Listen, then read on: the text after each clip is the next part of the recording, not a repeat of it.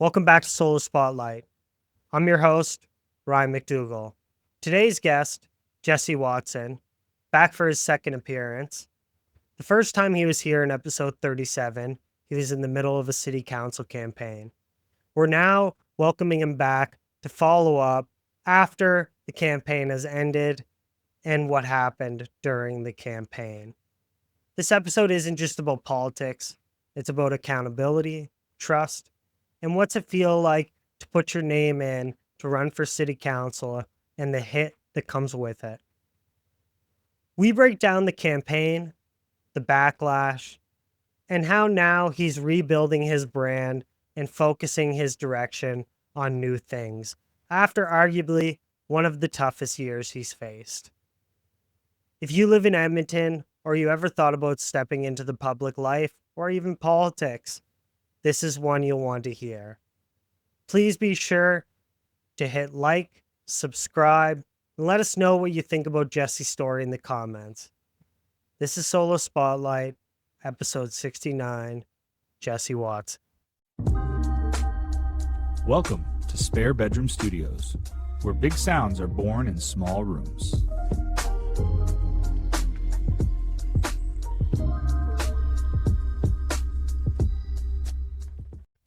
A lot.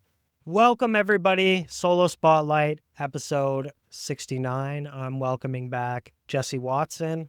If you've been following, you can remember Jesse from June 9th, episode 37. Wow. It's been a while. Yeah. Thank you again for coming on. A lot has transpired. Kind of excited to talk to you about. I think this is a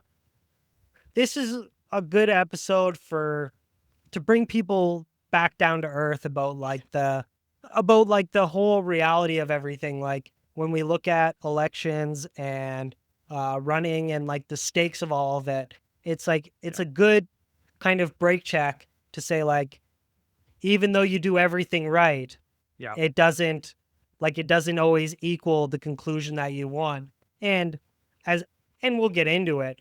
But I want to thank you for coming on and speaking candidly with me, because I'm sure something like this, given the year or so, even probably longer, of time investment, financial investment, putting your face out there and just being available to people, like that's a lot of weight that I think people don't understand. And then to come out and just not hitting it by like just a little, like, and the margins were like fairly 10%. Like the margins were very, very close. Like when you look at some of the wards, it was like blowout. But to kind of start us off, when we last talked, you were kind of, I would say, in the middle of your campaign. Yeah, I was kind of June. I was a baby influencer back then. I had like 4,000 followers or something. And I had started early, right? Like almost to the point where no one knew there's an election coming, right? 100%. And but I knew there was an incumbent. I knew I had to get out there. I had to get my name known and build up a base, whatever that meant for me at the time.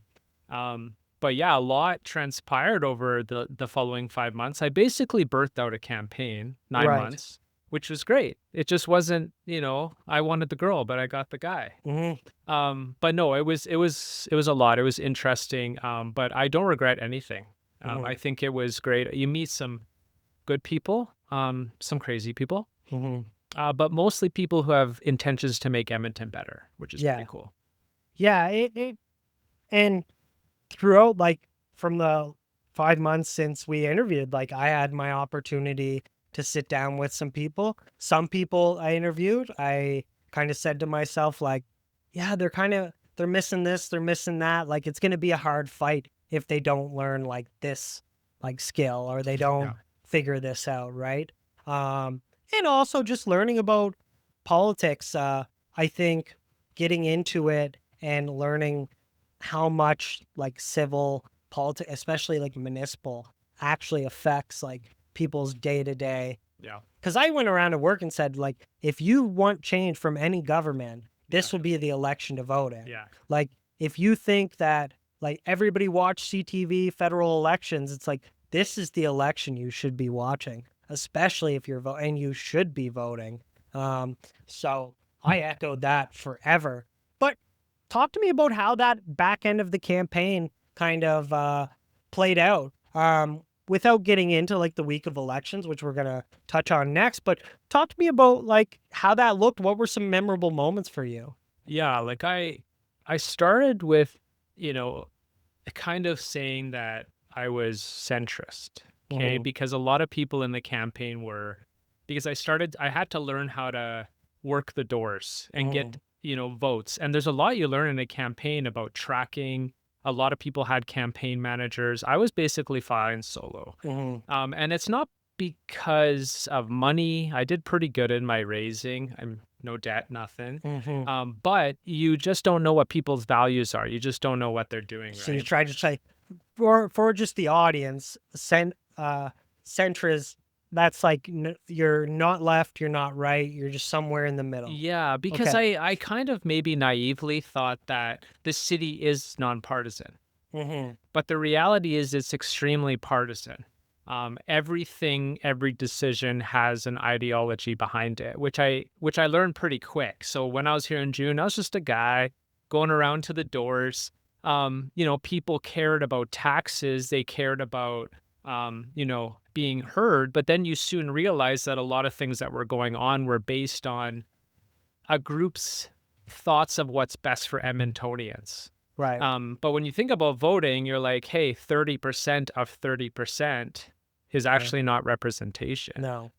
So it caught me up in a lot of cases because everyone asks me, what's your ideology? Are you PC? Are you NDP? And it became actually the most trending question I had. So That's so crazy. I had to learn quickly. I had to learn that, I'm probably the most liberal PC you can be. I mean, Right. I have a coffee shop, I'm a planner, but I care about money. And so that lost me a lot of votes. And over the election, I noticed that those forces of kind of the PC narrative were really starting to push hard against kind of what I represented, which is fine. People believe in something, but there was a lot of misconceptions about what it meant. But the good thing is, you get to know who your friends are quick.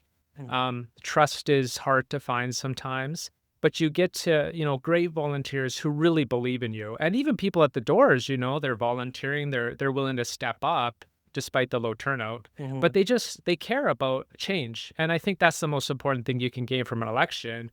Whatever the results, people rally behind a cause, which is pretty cool. Do you, do you think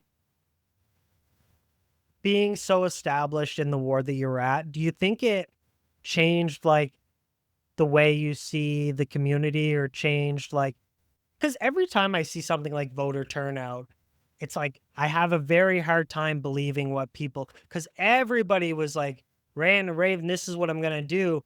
But how quickly, if it's not like a perfect out, like if it's not a perfect way for them to get into that voting booth, it's like, and and especially like a community that you have a boxcar coffee and you're living in, like, did it almost like sully the way you feel about certain things, or did that kind of remain intact?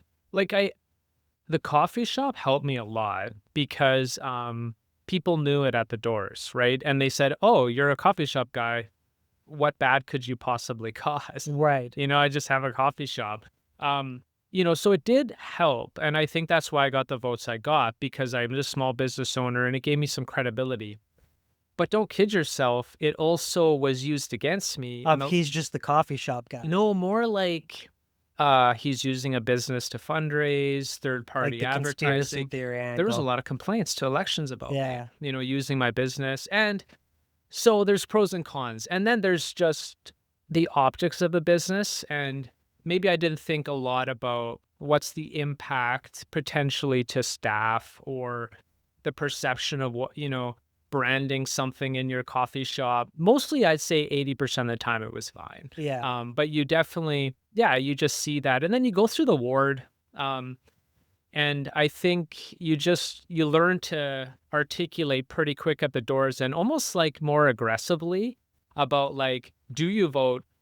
If you don't, see you later, because some people want to just spend time and they don't vote. A lot of Yeah. people are on the fence. Some people can't vote. They don't permanent residents. So, and going to doors is a lot of effort. And your ward is over what, 90,000? Something like that. Yeah. So it's like there's literally not enough time to get to everybody. It was impossible, which is why I started early, which is why a lot of people who ran just did lit drops. They would just drop stuff for information, which is fine. So you could do a fleet. A lot of people don't want to knock because you get to learn how people live and you get to see the state of Edmonton. And it's kind of rough, right? That's why I ran, is I'm like, we're in an economic problem, whether we admit it or not. Unfortunately, we're not admitting it based on the council, but that's okay, what people elect for. But it was, you see eavesdrops falling off, you've seen Caesars struggling. So it gets wearing on you very quick about the state of the city. But also you see great things in the ward. I know every square inch of this ward now, which is pretty cool. There are some amazing spots. And then there's spots I'd probably never go back to. Right. That's, yeah. Again, like we were talking before we started, like it almost, if you don't come into it with kind of the right purpose or the right sense, or like kind of knowing what you're trying to do and then like quickly getting out or getting in the positions where you can make change, it's like it can slowly like take away at someone's mental health. Like people go like bananas.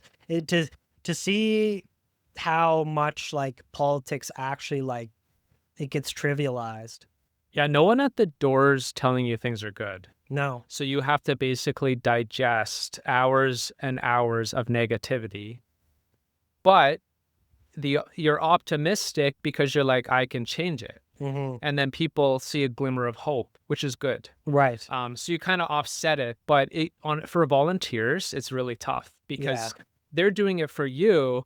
And then you expect them to go there all day. It was really hard. And just balancing that, you wanted to make sure that their mental health was important too. What was some like learning experience you had as being like a leader in a campaign like this and leading someone, especially when there's no like financial incentives? Was that a thing that you learned throughout this campaign? Yeah, I had to learn that you can delegate. People do want to help you, like putting a sign out or calling people but I felt like I had to do a lot because you're like, oh, is that the right message or whatever? But then after a while, you're just like, hey, I trust you and go. But hey, I had volunteers who did backstab me and go to other campaigns, and that's part of politics. But you kind of learn quick to don't judge a book by its cover. A lot of people have motives, even people who want to give you money, of course, even if it's $50, what's the motive, right? So I never, through my entire campaign, asked for a donation once. Because I was like, I don't want to be in that position of owing someone something. Money came to me, which was very nice and helpful. But it always in the back of my mind, I was like, what are you trying to get? What's the motivation? And same with volunteers, because some people wanted jobs. Some people wanted spotlight, whatever that meant to them. So you're just trying to navigate all this stuff. Well, all you're trying to do is just run a campaign and win an election. But there's all this behind the scenes stuff you didn't really anticipate. Did it make you paranoid? Yeah. To be honest, like even when I felt pretty good a couple weeks out, right? I was like, got a good social media. I'm not marking the votes, but I was like, who the hell am I going to have at City Hall? Yeah. I was actually quite concerned because I was like, who can you trust? Like it's just City Hall, but just the online stuff and the behind the campaign stuff and the sabotage that goes on through different campaigns and what people say. One thing I will say, and this is a lesson learned for probably anyone running in the future, everyone has a doorbell cam. Don't forget that, because the number of doorbell cams I was sent, both for myself, like, hey, your volunteer walked across my grass, but of the competitors saying stuff at the doors that wasn't true about you. And you try to not email them and say, how dare you, Or you drop an lie. F-bomb or something. Your Oh, it's just volunteer drops crazy. an F-bomb. And Yeah, then they go, oh, look, here we go. right. And you gotta learn to just, I had a thin skin in the beginning, got super thick towards the end, where I was at the point at the end where I was actually excited to see something said about me. I was like, oh, cool, it's engagement at this point. Right. But yeah, you didn't want to get put in a position where something could be used. Mhm. So yeah, did I get a bit conspiracy level? Sort of, because it's actually true.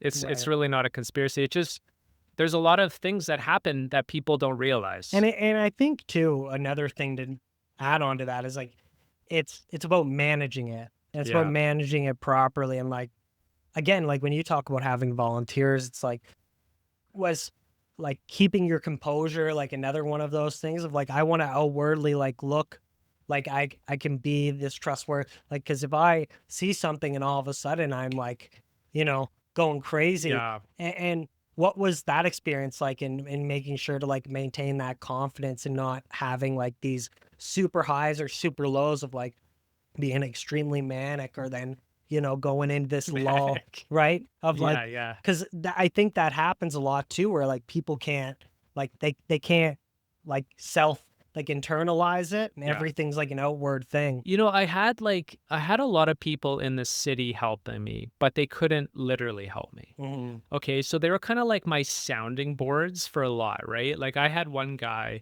he works at the city, pretty high up. I would put something out and he'd be like, take it down. Right. Like, you got to This think ain't it. about this. And this is great because I think of an idea, I go with it, I post it. Because I think social matters, you don't know the extent of it. But so then I'd be told all the time, people would always give you their advice of what to do, which after a while you're like, please either just do it or help. But it's just, oh, have you gone here? I get texts all the time from random people on Instagram, oh, you got to go to Rapperswil. Oh, you got to go to Inglewood. Inglewood's just, and it's like, guys, like I'm one guy, like, so I'm after, trying. then but you have people who motivate you, right? I had one guy, he ran last time. Shout out to Tyler. He was top notch. He was out there pretty much every day with me in some capacity, even by himself. Mhm. And so, or I'd get a call from another person and she's like, why aren't you out? I was like, I'm just not in the mood. You're like, hey, man. But she's like, no, we got to go. We got to go. Aaron can't get it or something Right. like that. And so you always had these pep talks and support. And in the end, it pushes you to, because you're like, hey, I don't want to regret. Uh-huh. And so you have to surround yourself with people who, believe in the cause. Uh-huh. If they're half believing, you're probably gonna fail Yeah. pretty fast. What is your opinion on how the political party experiment turned out? I'm interested to know, do you think the people that did get in, do they have like survivor's guilt now? That it was such a shitty like outcome for political parties that like the one or two people, I think it's like one. So here's what I'd say: the parties did get in because working families got in, Right. and interestingly, like all the incumbents were endorsed. Like I think the counselor in this ward, she was backed by 30K in spend. Mhm. As an independent, you can't compete with that. And that party, people can say, oh, they can do whatever they want. That's Yeah, just, it's but not my choice. but So they're flooding you with volunteers and you're coordinating with those volunteers and the emails are coming and you see the money being spent and you're just pretending it doesn't exist. So actually the party won, Right. which is ironic because I was actually the first person to post about third party. And mostly because I was getting complaints that I was a third party. So I was like, hey, I got to get ahead of this. dispel the So that one of the unions actually had my face up on a presentation, I found out, and they were going to blast me on a series of things like third party advertising. So luckily I had a mole because you got to have moles everywhere, and so I got ahead of that, and it had a huge impact on the election because if you suddenly get 20 volunteers and $40,000 in cash to spend on ads, that's going to help you. That's a huge out. And all the incumbents did. Yeah. And so I think to say, and then the rest are parties, Right. except John Morgan. Yeah. Bless his heart, great guy. But he's a union guy too. He had support. So I think overall, I think the narrative should shift to say we did elect parties. It was just under the table. It was under the table. And, all those incumbents would say we're against the UCP Bill 50. We'd condemn it, and then we take it.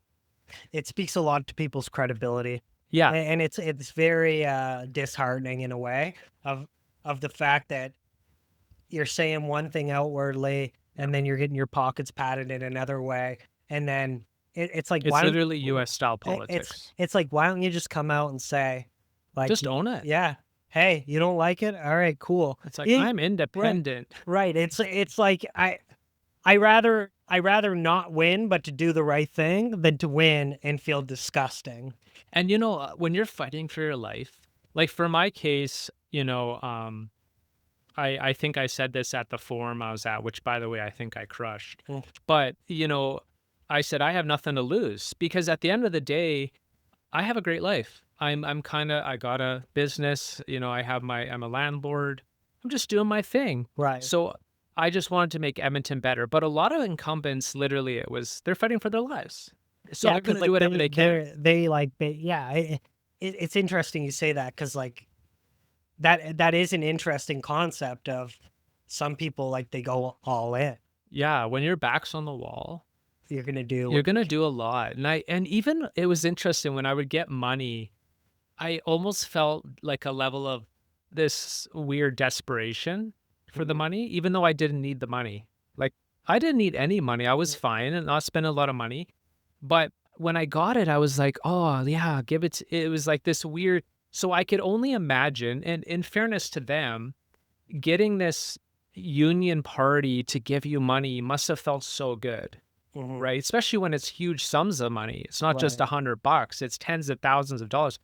So you feel believed in too, right? And so I don't blame them for that because even if someone gave me $500, it felt like, wow, holy cow. So there was, I like on the one hand, I get it. I just wish there was more honesty about it all because I think, even the mayor-elect was part of that party Yeah. and he got money too behind the scenes. Right. Because he said he remained independent. Yes. Yeah. Exactly. Now, I don't know.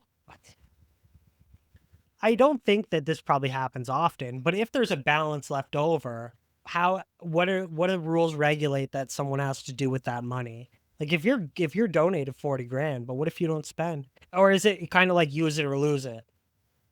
Basically everyone spends it. Yeah. That's what Yeah. I legitimately matched my spend to my, I was basically spend as you go. I get more money. A lot of my money went to ad spends. I spent a lot because, it's interesting. Like when you think about ad spends, like you could spend $100, but if your content's bad, it's still not going to get engagement. Right. Some of my stuff hit like 200K, which is pretty good. But I started to spend money because I was looking around and I saw it as an opportunity because a lot of the incumbents were spending zero. So I was like, well, either I'm dumb or it's good. It's genius. Across the city, I'm known like 100%. I go all over and people are like, Jesse, I can't believe you didn't win. You were the one candidate I thought would win. Right. And maybe that's just from my video exposure, right? But a lot of them didn't. So at the end of the day, I kind of spent to what I received. Right. You buy volunteers food. Are all those things included? Yes. Right. But the reality is, it's hard to catch up and Right. categorize it all.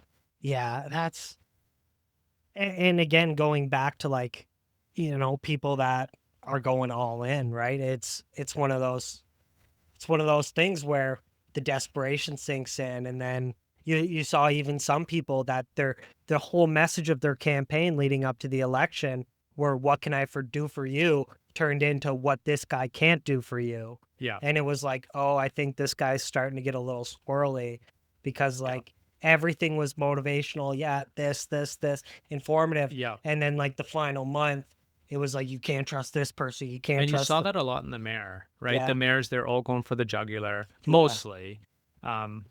I thought a lot about attacks because I was like, do you do it to expose? But then there's like your own integrity. So I'd often be ready, right? Because, for example, I had those doorbell cams and I Mhm, would have the incumbent literally lying. mhm. And I thought to myself, hey, this would be fun. But then I would always ask, my peers, those group that didn't help but help behind the scenes, and they'd be like, no, you can't do it. You got to be better than that. But I know for the mayors, they were fighting for their lives too, because Mhm. I mean, we essentially had one left guy and all these rights, and the rights split. We all knew it was coming, and they were all fighting to get the most votes. But at the end of the day, didn't work, did it? And there was a lot of people that didn't have like a shot in hell. Yes. Where you're like, man, you're going up against Goliath, like Yeah. and it's a shame because it's like you're literally some of these people are fighting against the machine, and like you know, sometimes it works, sometimes it doesn't. But like we talked about in John Morgan's case, there was a lot going against the incumbent that not to say that he didn't deserve to get elected, Yeah. but I think there was a heavy incentive to get that person out Yeah. than there was to get that person in. And I Yeah. think that kind of stacked the chips in his favor. And it was simply like right place, right time. But I think if it was any other incumbent, it probably wouldn't have went the way that Yeah, based on the voting. yeah, based Yeah. on the voting and what you saw, right? Yeah. Talk me through the week of elections. So like you finished the campaign, like I said, you were checking all the boxes in terms of like in my humble opinion and what I know, you look at it, you say he's visible on social media, he's making himself available to the public, he's doing interviews, he's door knocking. All signs point to like he's doing everything. Now you get to like week of elections, like take me through that week. You talk about like almost blacking out. What Yeah. what what does that The mean? week ahead, you start to get out the vote, but fundamentally you're going hard. There's except the last day. The day of the election, dude, I got a massage. I got my teeth whitened. Mhm, Like, you just had a day because you're kind of trying to de-wind and be ready for what's coming, even though it never came because elections process sucked. mhm. We could talk about that after. Yeah. Um, there was there was stuff that happened early on, actually right after this podcast, that I started to see cause issues going into the last 2 weeks. Also, there was a teacher strike, so I started to feel a lot of anti-UCP sentiment, which is right or wrong. It is what it is, right? So I kind of valued my campaign a lot by being the nonpartisan guy, and so I really made a concerted effort to meet with a lot of people. Unfortunately, I met with one guy, a member of parliament who's pretty conservative, that isn't loved. Okay. I have a picture with the guy.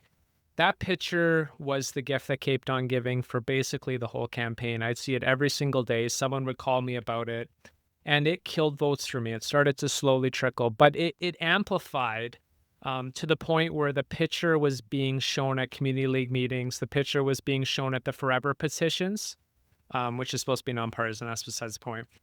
So that lost me some stuff for sure. And it was more people, you can know someone really well. You can watch me for months, but one picture would suddenly determine your whole fate. Even though it's like, hey, I love what you're standing for. Tell me why there's this photo. And it's like the classic, you have a family picture with your boyfriend and then you break up and then he's cut out of the family photo. Mhm. And it was never contextual. And so that started to really hurt me. And then that final 2 weeks, there was I would say we had the most clear vote split in the ward. And what I mean by that is there's another guy who ran, great guy. We got along. We talked all the time. He was conservative. Okay. I'm a little conservative, right? And right before nomination day, there was a lot of chatter online to say um, someone has to drop out because if you don't, Aaron's gonna win. And egos are high, man. I knew I would do better than him, but that's just my personal opinion. Right. I mean, I just knew the numbers. He'd been at like 5,000 doors. I'd been at 25. Like my socials were better. But he didn't want to give up. And at the end, he came to the shop the other day and after the election and apologized and said, I'm sorry I never dropped out. And that took a lot. And, but that's okay. And if you look at the numbers of the split, I would have crushed Aaron. Right. Right. And I'm not saying they all go to me, but a lot of them would have. Right. And, because a lot of people were tossed up. So there was a split happening. We could feel it. This picture, this ominous, even the morning of the election, I opened my phone at like 6 a.m. and I look and there's a picture from someone saying, if this is real, I'm taking this sign off my lawn. Like it was that type of stuff. Right. And then the election day itself, there was a lot there. There was some forever petitions set up at some key sites with the incumbent supporters, and they were showing that picture to every single car that pulled up and saying a vote for this guy is a vote for Danielle Smith. Yeah. So that started to kill me in some places too. And then the teacher strike, you could just feel it at the doors because, hey, my mom's a principal. My uncle's a superintendent. My cousins are all teachers. Like, I'm a pro-labor guy. I just believe in working hard, right? But at the door, it's like, if I said the word fiscal, save, any of that, They were like, see ya. NDP Yeah. and Aaron. Yeah. And I saw all the lawn signs, Aaron's next to public education.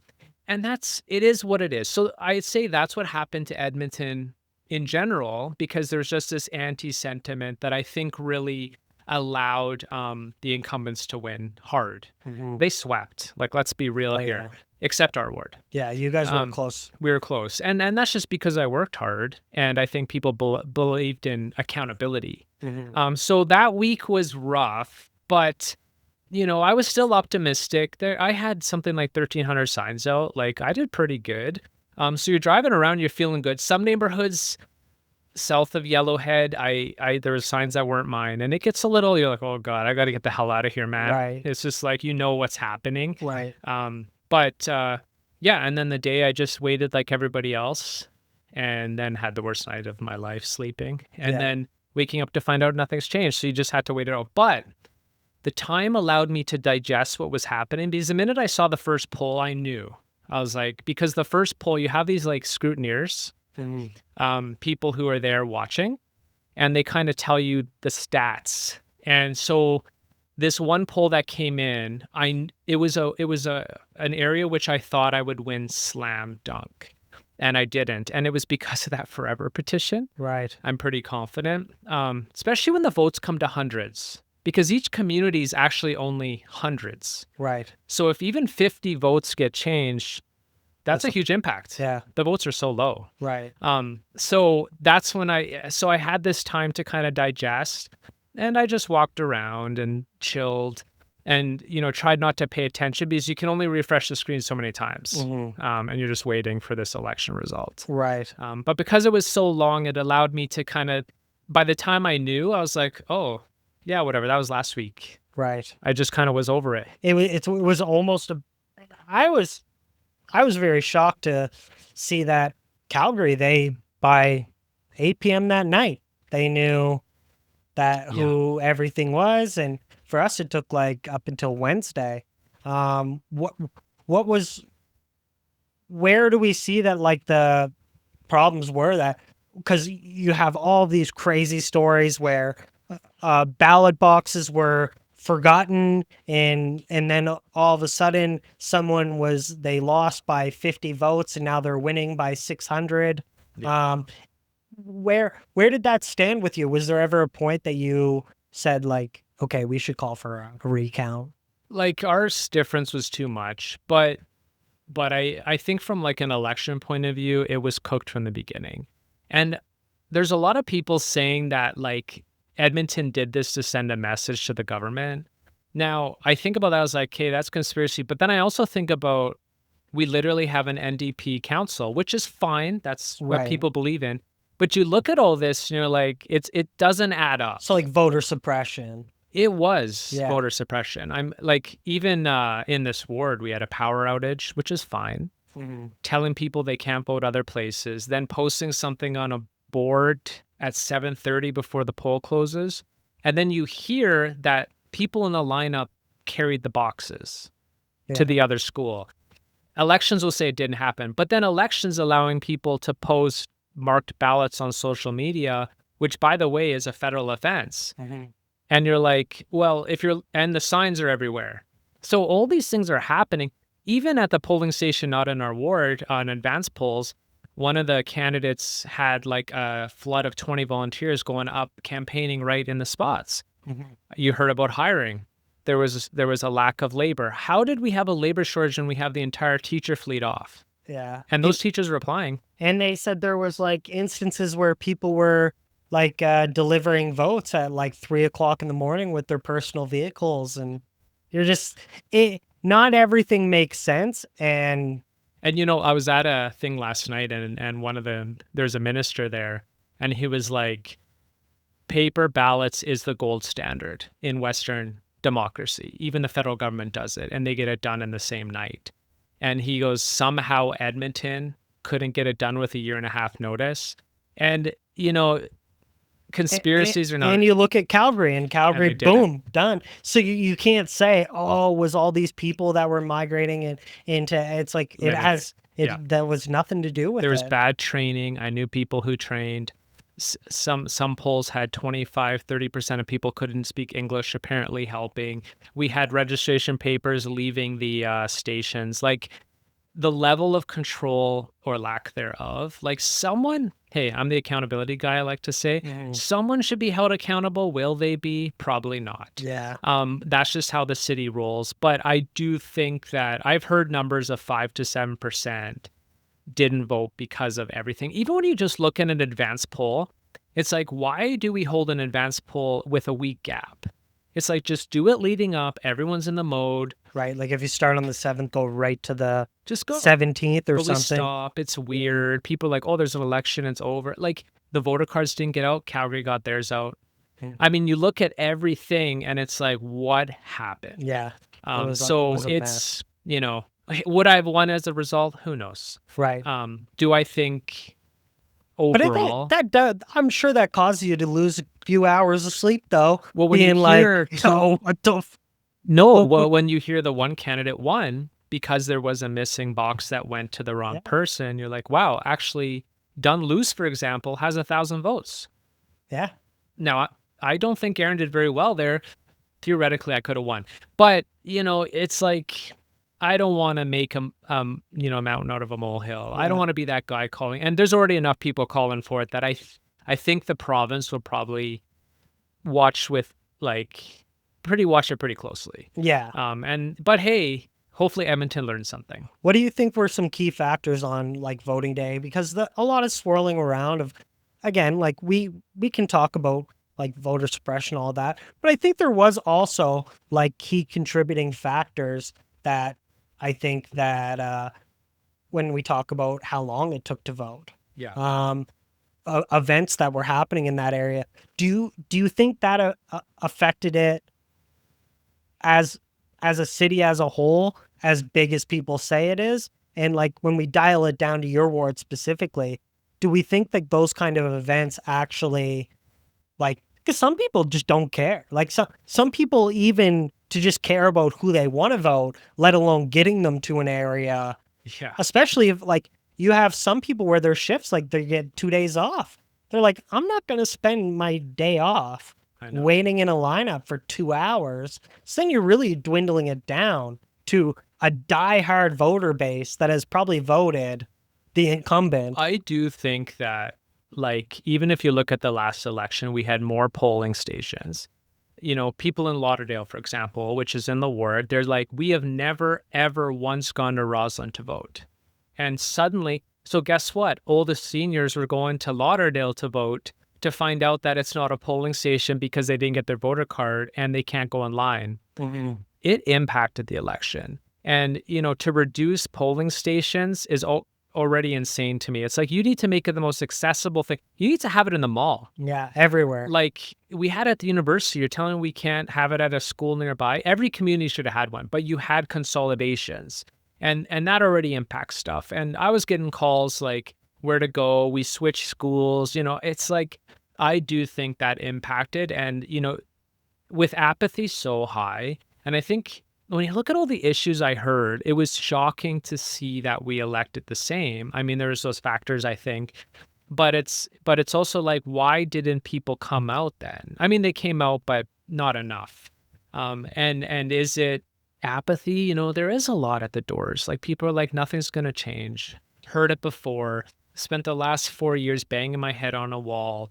You know, I'm moving out of Edmonton. Yeah. You know, so you just hear it all. So I get why people also don't care, because it's like, I have somebody who's there representing literally 15% of my ward. And, you know, how do you build that up to build trust in people and a process when it is about ideology and it does come down to what those guys believe? Yeah. We can say we engage people. Like, there's no way that you go to a door and you say, my tax is so high, I see a senior citizen struggling, and then the next day, fund tax increases. Yeah. That tells you that it's not about the people. Uh-huh. So, and I know there's a balance there, and you got to do things for the betterment of a city. But that's why I think it's a little bit I found this election, it's like almost Mickey Mouse level. Like, it's almost like a club, you know, Right. people getting in. Who you know? Yeah. All this like based on vibes. Yeah. It's a vibe check. That's what I said. It was basically like, yo, who do we like? All right, who do we don't like? And then you ask someone for like tangible. It's like, sure, believe what you want. Yeah. Like, I'm not telling you not to believe, but then I don't know, I just don't like them. And you're like, is that good enough? Like, is that okay? Yeah. And in the era of social media and all of this, I think a lot of people, their sentiments were almost megaphoned. And then those person that believes this, they didn't even go vote. Yeah. So then you're like, you caused hundreds of people to go vote in a way because of something that you said on somewhere. Yeah. And then you didn't even really care about the result. Like, you were just doing it to be like the puppet master. Yeah. And does that speak to people are like, are more in like susceptible to manipulation? Yeah. Like, early on, I talked about integrity because I was like, you know, you want to be honest the whole time, but there is a lot of misinformation out there, and not even just about myself, but about others. And I'm pretty astute online. Like, I'm watching who's with who. I had one guy, I'll give you an example, who was gunning for me hard. Right. He actually worked in the city hall for the incumbent. And he was posting on social media that I attacked him, I was stalking him, all this stuff, right? And I'm like, well, I've never met you. I have no idea where you live. But he was saying this on forums, right? Yeah, gave you bad vibes. Vibes, or I'm creepy, whatever. But I saw this guy helping the mayor. Yeah.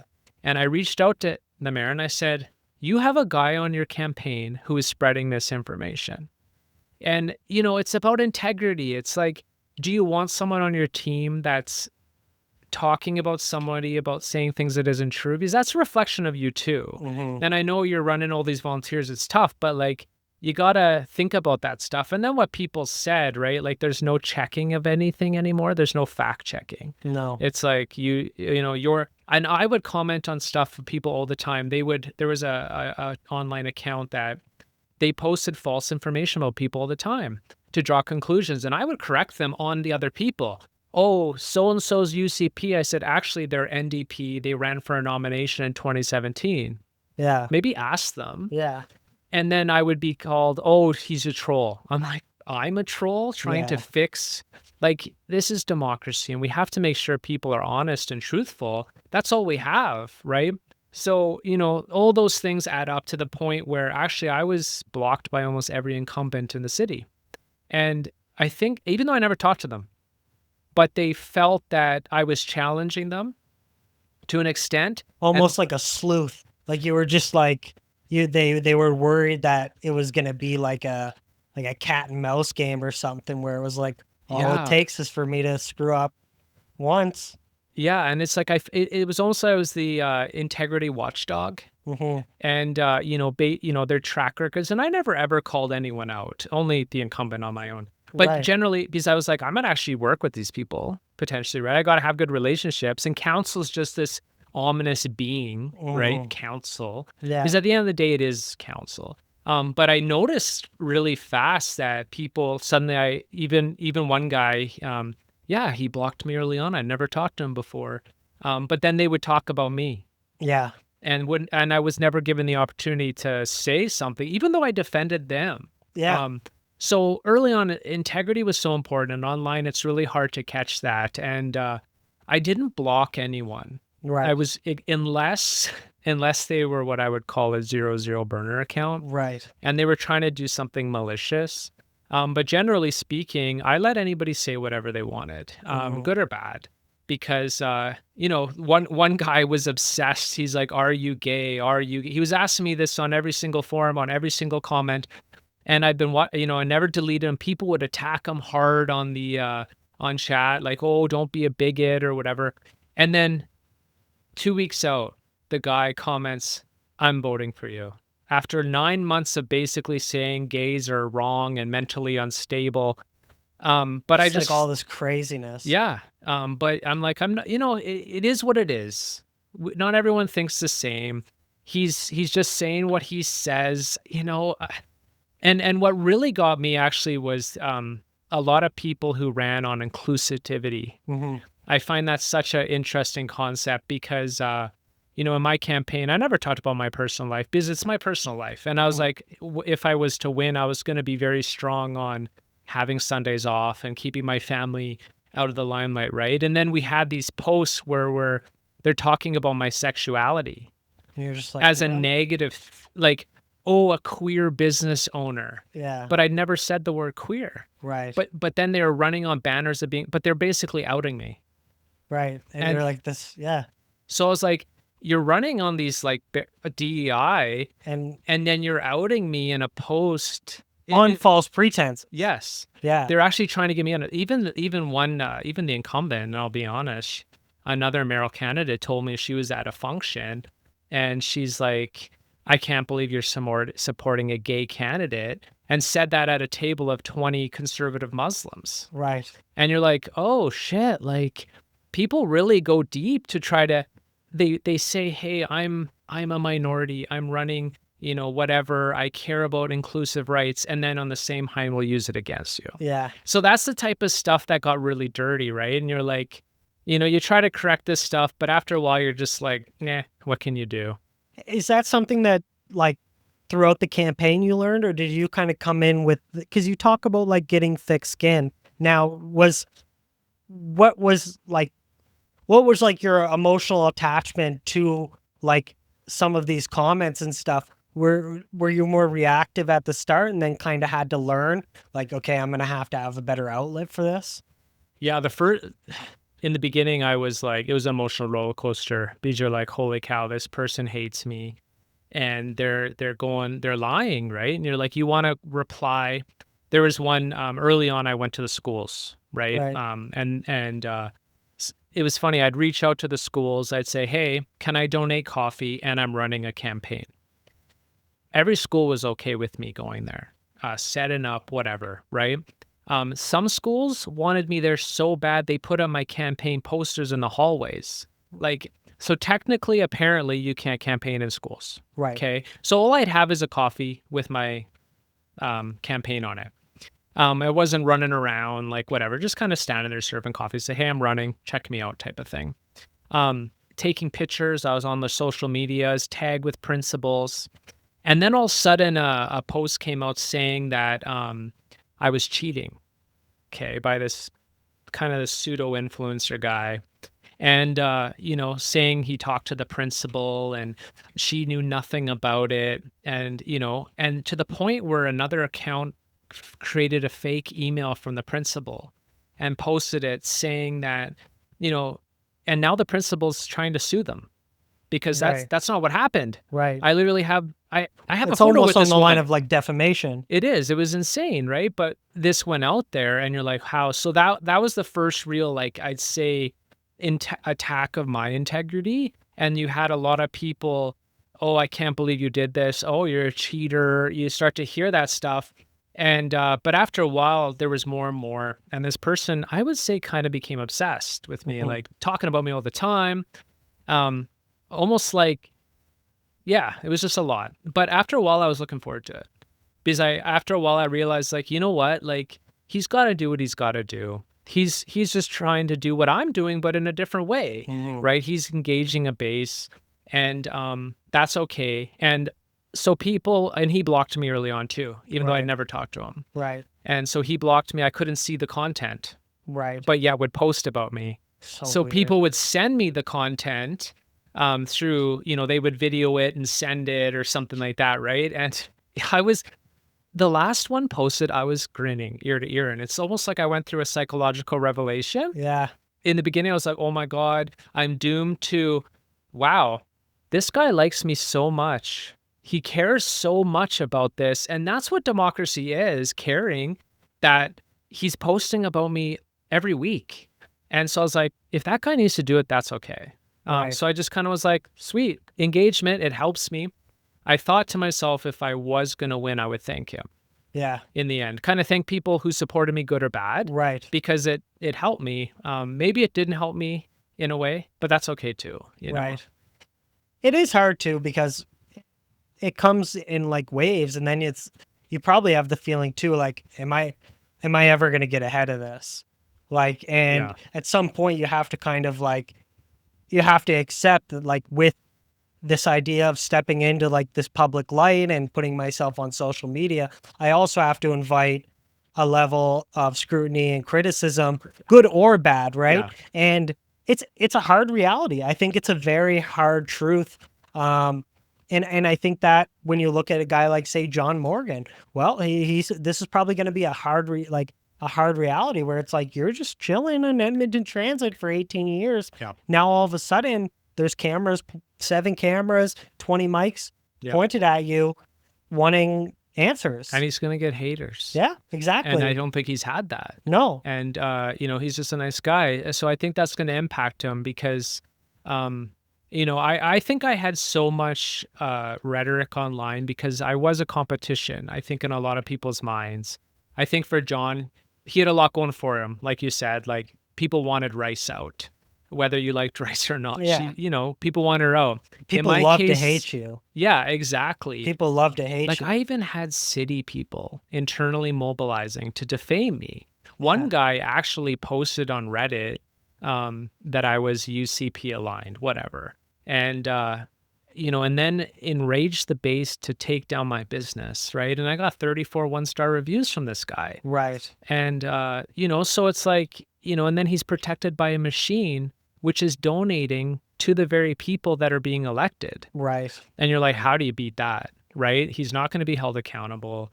So John might be ready, he might get some of that because if he doesn't do what people want, at least the minority in this case, he might not be used to that. Yeah. So you got to build that over time and this resiliency to kind of be like, hey, just let it go. Did you ever feel like in this campaign, it was going to start to pour into like other parts of your life where it's like, oh, they might like take me out at the knees?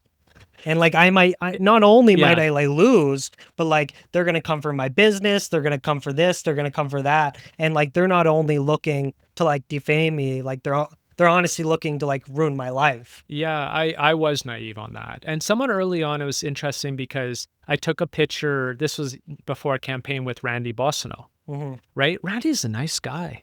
I think he did a lot of great things for Edmonton, but he's not well liked. There's a scandal, blah, blah, blah. But they're like, don't post that. You can't post that on your coffee shop. Like you're going to whatever. And then you hear of these stories how an NDP liberal will go to Calgary, post on a business, and the business is boycotted. Right. And you're like, that can't be real. People don't put businesses out of business because of someone with a photo. Yeah. Well, I was wrong.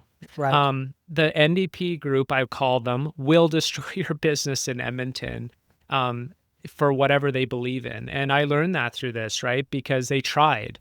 But, I think the right thing does always prevail. I was able to remove a lot of the reviews because, posting pictures of things that aren't real, that doesn't help you on Google. They'll actually take it down. Yeah. Memories, there is accountability somewhere. Yeah, there is some level, and memories fade fast. Yeah. Right? People forget, whatever. But it stings you a bit because you're like, wow, these are people's lives. Yeah. And people's are willing, because you took a picture of someone or someone lied about something online, that you're willing to hurt people's lives. Yeah. That's sad. Yeah. And that's like, I thought to myself, that's a reflection of them. Yeah. Like, they're probably not happy. They're probably lashing out. And, we had, from a business point of view, we're better than ever. Yeah. And so when I saw that, I was like, you know what? Those people aligning to some guy that's lying, they have no impact on your life. Mhm. It's Edmonton at the end of the day. Yeah. It's the same rhetoric of like, if you build it, they'll come. Like if you have a good business, if you're doing the right thing and everything's like above the board and in a like an accountable, wholesome way, it's like eventually like you stack your chips. And yeah, you're gonna face this type of scrutiny, of course, but it's the thing of excuse me, of if you're doing the right thing, like the people will come. Going into, now we look at the end of this election cycle. We're now starting the clock on 4 years. So I saw early on you were still active with posting and like creating digestible content. And now it's outside of the allure of I'm posting this to get elected for council. Yeah. So with an account of 13.7 thousand, which is probably the most we've seen like a candidate, amass through this, because you did an awesome job with using social media to your advantage.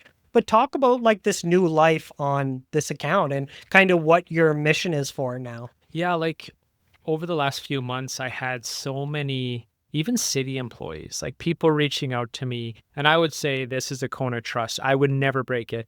Just saying, help us, like help me or expose this. And some stuff is nuts, right?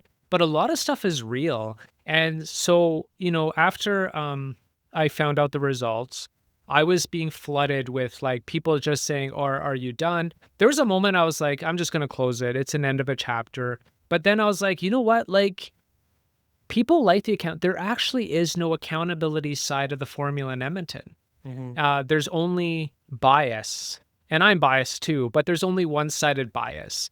And so I thought to myself, there's got to be someone to tip the scales.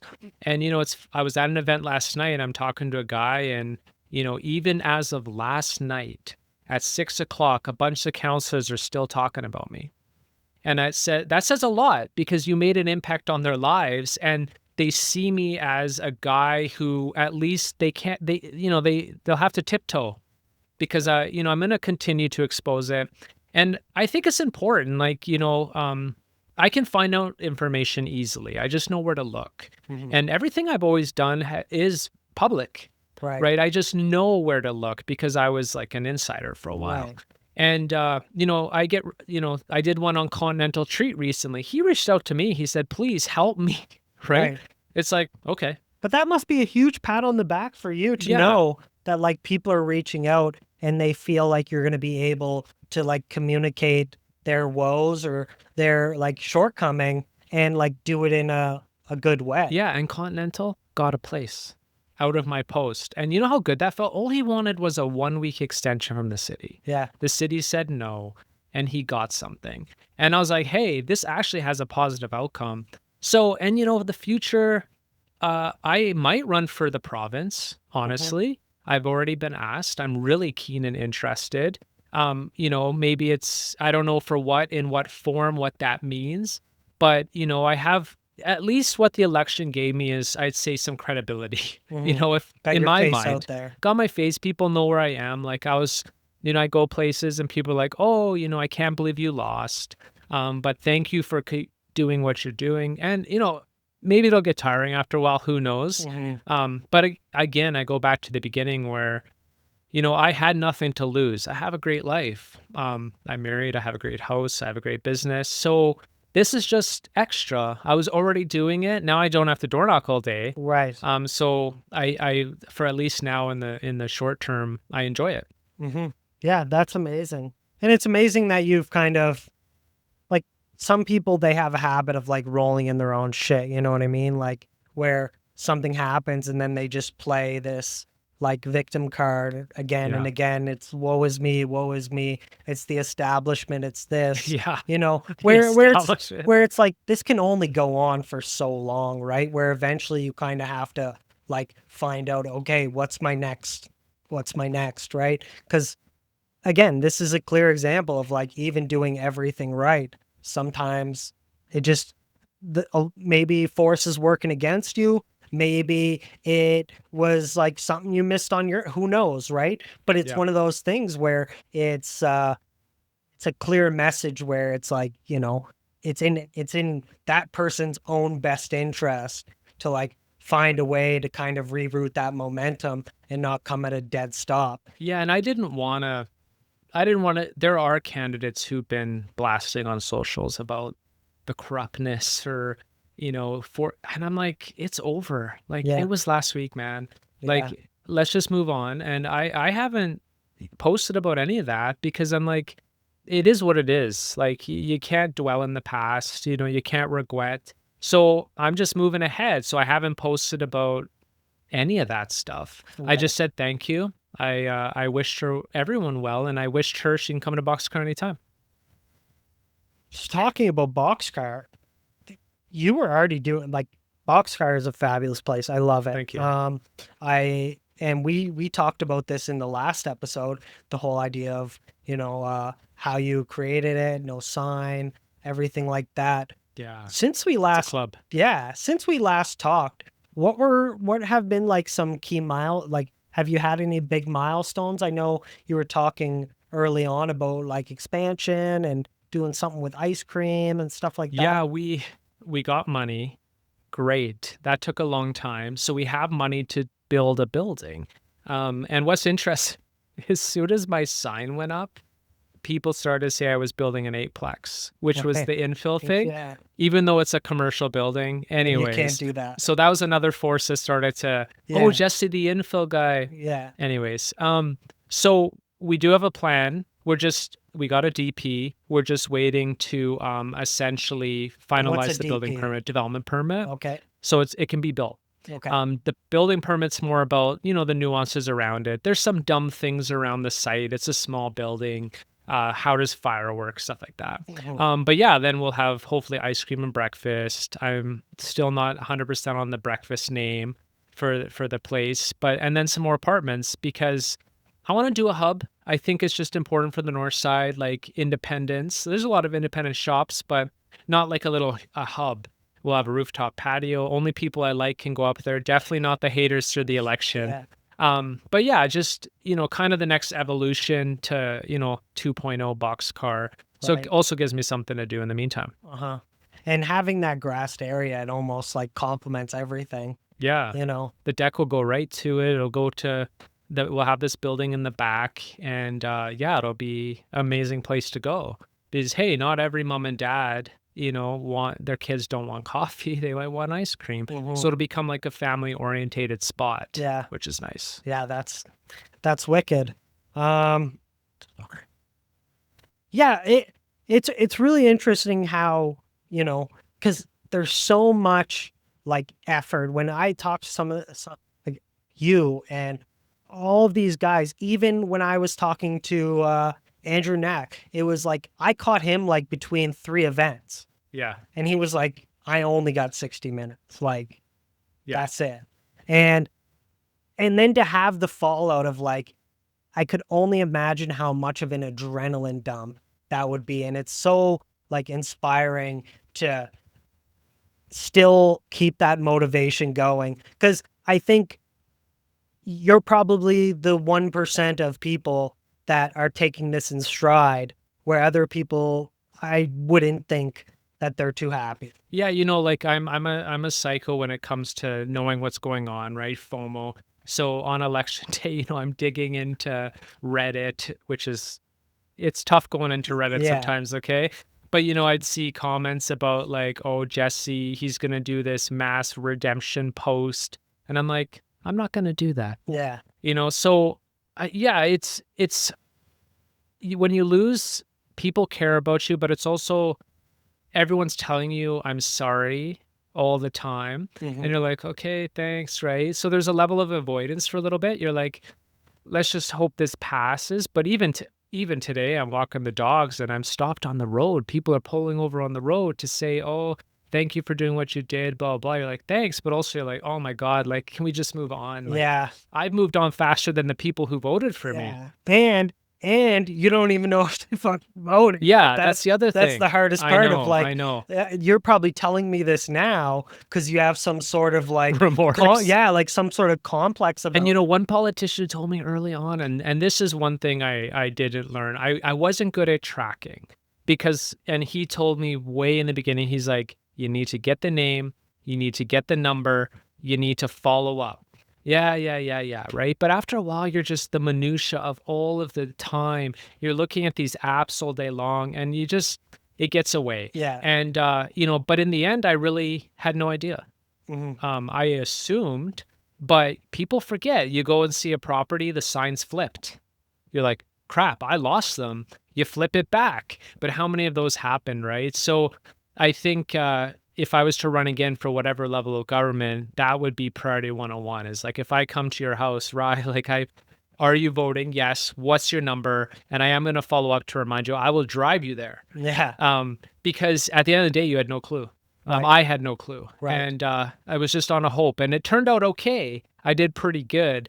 But I almost think if I was more on that, I probably would have even done better. Mhm. Because it's almost accountability for people. Of like, I know this person's gonna call. And I'm calling you. Exactly. And some people are so good with asking for that. Like I'm kind of a little bit coy on the doors. I'm like, do you want to? I don't even ask people if they want signs. It's almost like you just like you're giving people like the trust not without earning it, but it's almost like you're giving people like the benefit of the doubt. Yeah. When like every year that goes on, like people are more fickle than ever, but it's a hard reality because us as humans, you want to give people the benefit. Why would I think this person is gonna do something distrustful if I haven't seen anything? Giving someone a piece of paper, they're just gonna believe in me. Yeah. But hey, guess what? That's not how it works. Yeah, it's almost learning the harsh reality. Yeah. But I want to start off by saying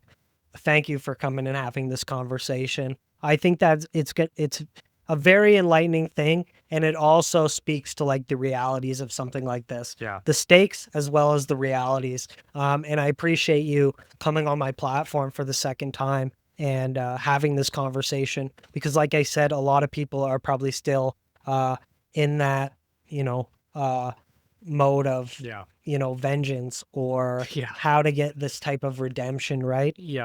So I think our audience can appreciate that, and it speaks to your level of character for being able to come and speak to those things and understanding it and being transparent when a lot of people aren't.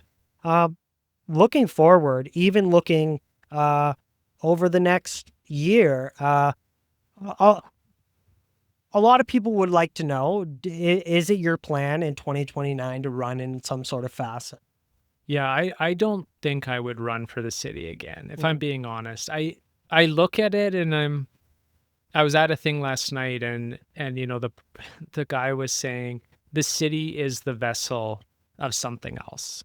And I think I think council has evolved, learning this over this time into something that they're not even meant to be.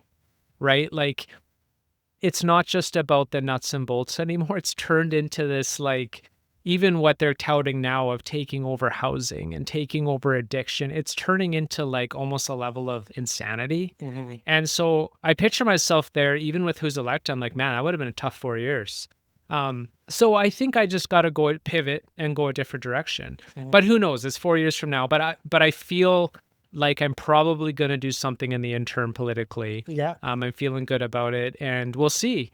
Stuff happens fast. But I feel optimistic that, I'm meant to be a politician, but a lot of people, you try once. Hey, a couple famous politicians tried 3 times. 100%. But eventually I think we'll get there.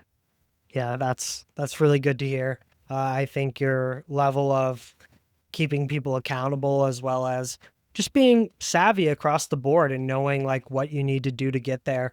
I think at some point we will definitely see you in some sort of office, and we can't wait to follow up with you.